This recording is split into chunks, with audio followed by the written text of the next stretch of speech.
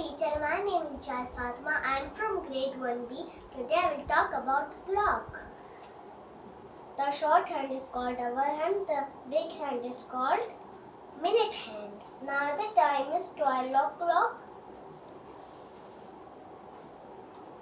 And now the time is 1 o'clock. And now the time is 2 o'clock.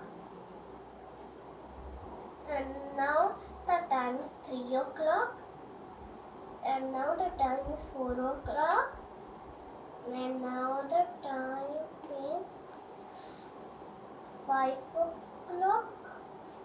And now the time is 6 o'clock.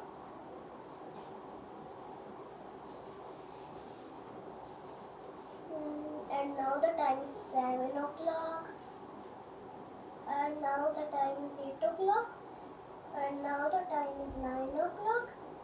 And now the time is 10 o'clock. And now the time is 11 o'clock. Thank you.